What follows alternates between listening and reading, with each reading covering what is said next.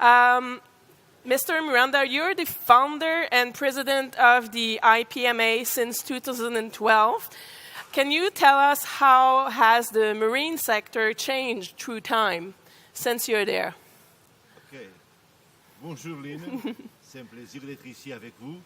Et la question, c'est un peu difficile parce qu'on parle seulement d'une période de 5 ans dans laquelle il y a quand même pas mal de choses qui ont changé, surtout de la perception des gens, des problèmes et des questions liées aux mers et d'ailleurs au climat aussi, parce qu'il y a toujours un lien très strict entre le climat et la mer.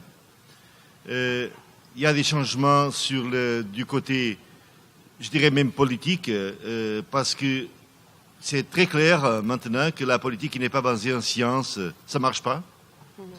Il y a un changement du côté de la perception des investisseurs, parce que c'est clair que l'investissement qui n'est pas sur des choses qui sont vraiment soutenables à la longue, ça ne peut jamais marcher à la longue. Il y a aussi un changement de perception de la part des communautés locales, des communautés côtières, parce qu'une chose qui a 5 ans, imaginez, c'était très peu de temps, mais il y a 5 ans, on croyait qu'il était, je dirais, pas très important, comme les tempêtes plus fréquentes, comme le niveau de la mer qui monte, etc. Et que maintenant, on commence vraiment à faire de son travail. Ça veut dire que les gens maintenant comprennent qu'il y a quelque chose qu'il faut préserver.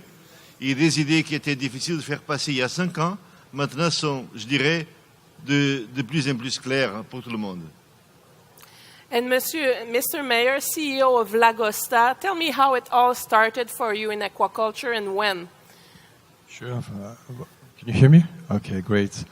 Thank you very much. And first of all, good morning, everybody. I think it all started with passion.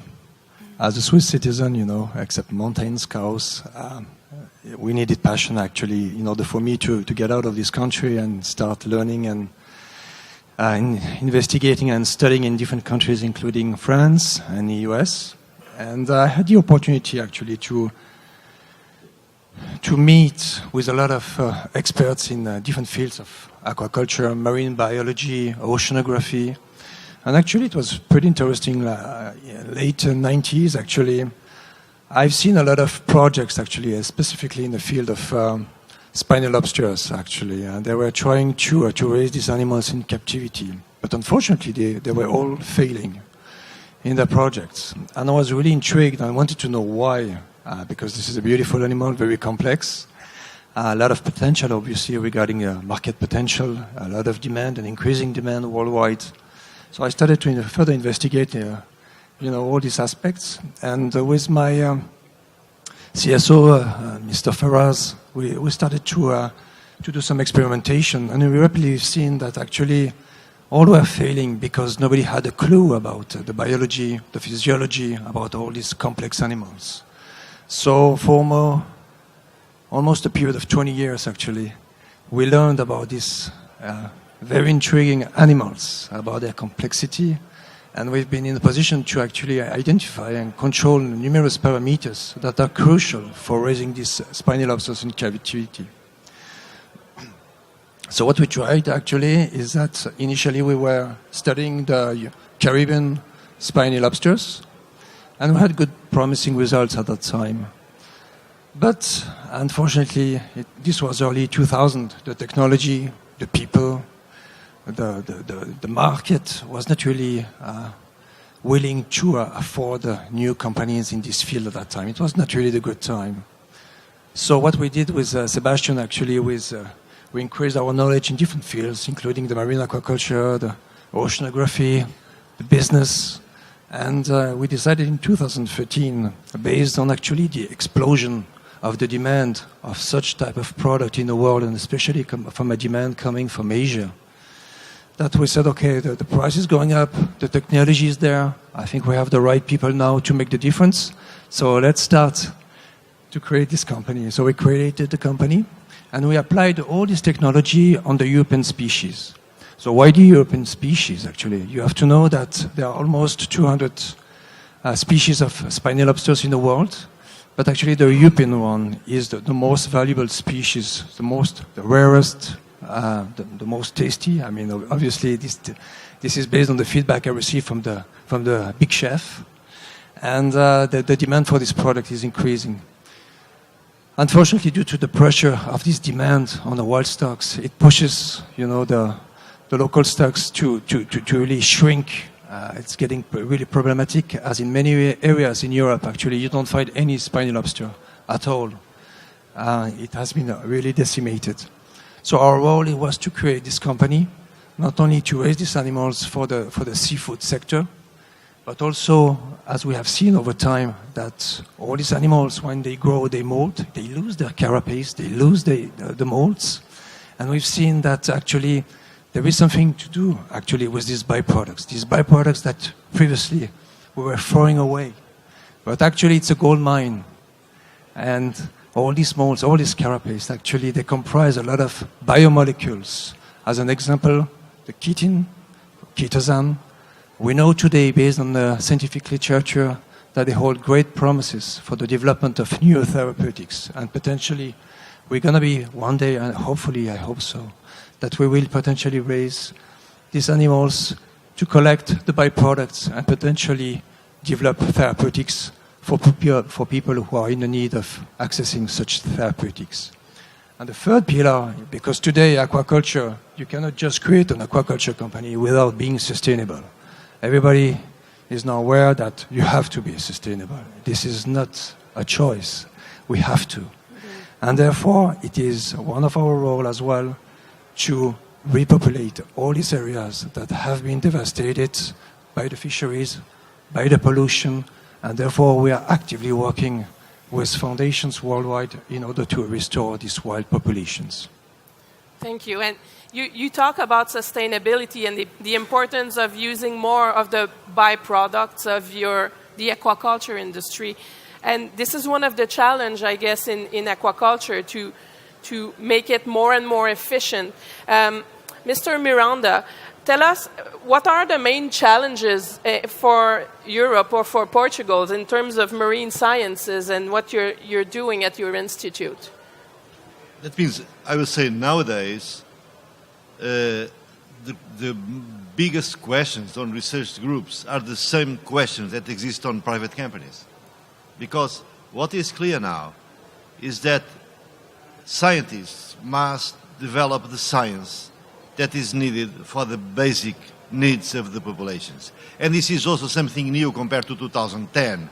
Let me remember you, 7 years ago, we were very close to have energy with no cost that would come from fusion.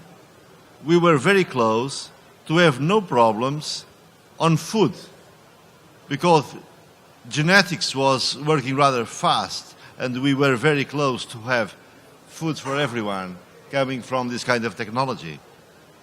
7 years have passed and we are now in a very different situation. It is clear on the research market, for example. I have here several friends from the Portuguese research groups, and it is clear that 7 years ago, if you were talking on aquaculture as a priority of research, or if you were talking on deep sea mining as a priority of research, people will laugh on you. It was not considered important. Important was nanotech, or was fusion or particles, or to look for the Higgs boson. Things have changed. Climate is rougher. Food is missing. Basic raw materials are needed to continue with our civilization. And in some sense, we are going back to where we came from, and this is the ocean. One thing that is each time more clear than before is that people are going close to the oceans, and when people are away from the oceans, they create an oceanic environment to live. So the problem of the ocean is not only resources, is happiness. And each time more, people are looking for happiness. And that's where we came together. We are developing research programs aligned with the economics. And that's why research groups are here in BioMarine.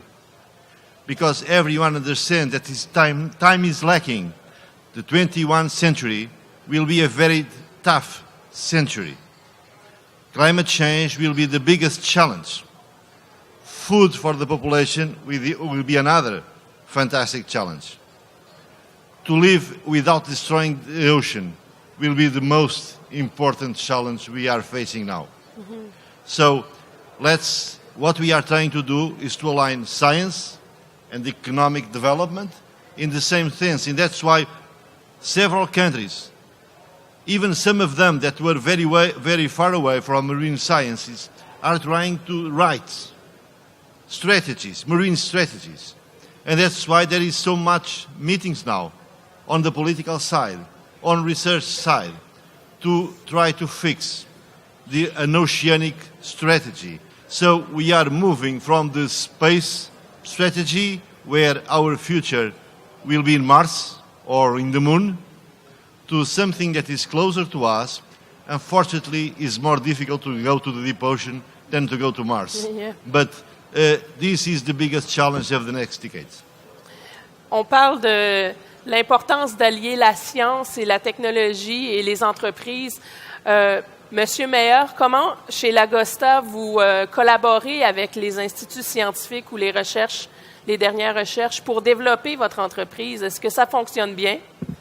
Alors ça fonctionne très très bien. Il faut savoir qu'aujourd'hui, bien sûr, ce sont des technologies innovantes, mais travailler en silo n'apporte peu de résultats en fin de compte. Je sais que certains le font, mais nous ne privilégions pas cette approche.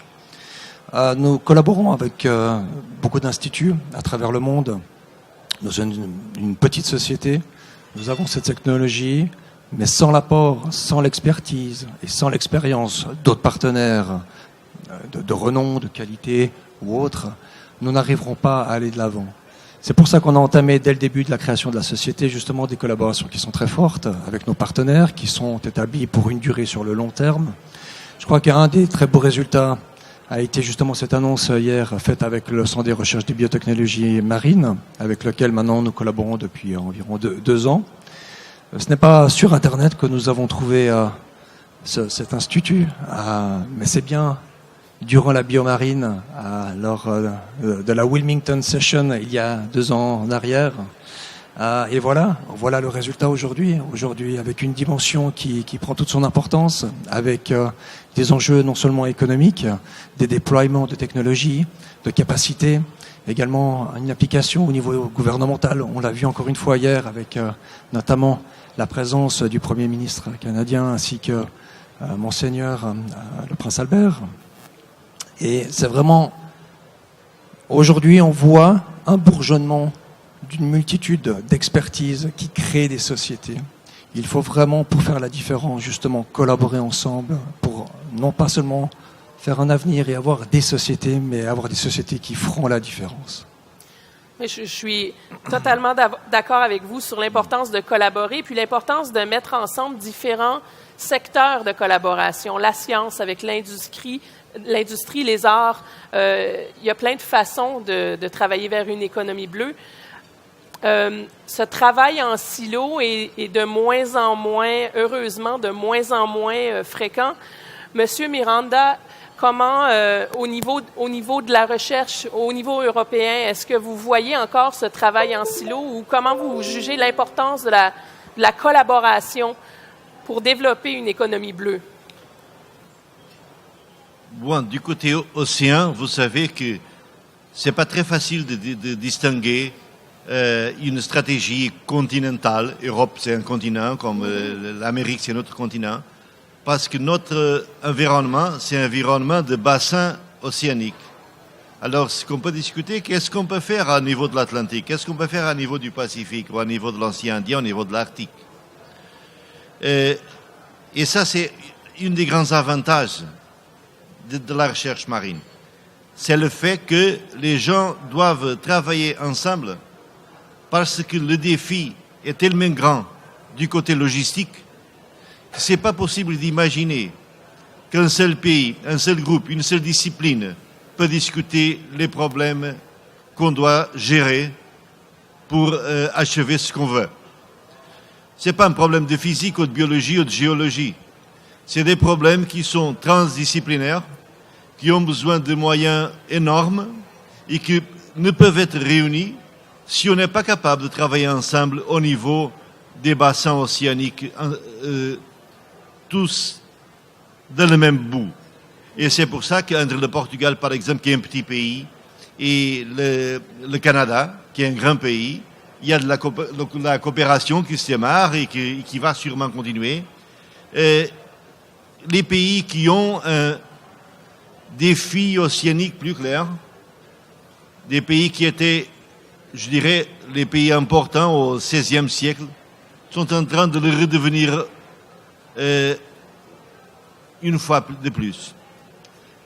Je ne sais pas si je m'explique bien. Vous savez que le monde a changé beaucoup dans les derniers siècles. Si vous voyez un journal du siècle, par exemple, 16 ou 17, vous voyez que toutes les nouvelles qu'on discute, c'est des nouvelles des cités marines. Les villes comme Lisbonne, Amsterdam, Rotterdam sont toujours dans les nouvelles parce que tout se passe par la mer. L'info, les journaux, la communication, c'est un bateau qui est arrivé à Rotterdam à communiquer que. Après, le monde a changé après. Et les pays ont devenu surtout des pays continentaux. Les capitales ont été imaginées au centre géométrique des pays parce que le pouvoir était surtout un problème de distance. Mais maintenant, cette question est finie. Parce qu'avec l'Internet, avec les communications, avec la vitesse, la distance n'est plus un problème important. Et alors, les grandes cités qui se développent sont des cités près de la mer. Et alors, tout ce qui se passe une fois encore près de la mer. Et ça, c'est d'un côté une pression supplémentaire sur les services des écosystèmes, sur la qualité de l'eau, même sur la qualité de l'air, malheureusement. C'est aussi une opportunité de voir de proche le défi qu'on a en face de nous. Et c'est pas par hasard que les recherches marines, les nouveaux compagnies, les nouveaux start-up de base marine se commencent à se développer d'une façon accrue. Et moi, je suis très optimiste dans le sens qu'on a maintenant une communauté qui est capable de mettre ensemble la politique, la science, l'économie, et les aligner dans un programme commun qui sera le programme commun de l'humanité pour revenir à la mer. Parce que c'est ce qu'on est en train de faire. On est en train de revenir à la mer. En terminant, puis j'adore ce que j'entends parce que moi, je suis d'avis que la meilleure façon de s'attaquer à ces grands défis dont on parle de plus en plus, le changement climatique et tous les problématiques qu'on a en lien avec la mer, c'est de s'inspirer et de partager des histoires de succès. D'après moi, c'est beaucoup plus prometteur que de simplement décrire des problèmes et de baisser des bras parce qu'ils sont trop gros.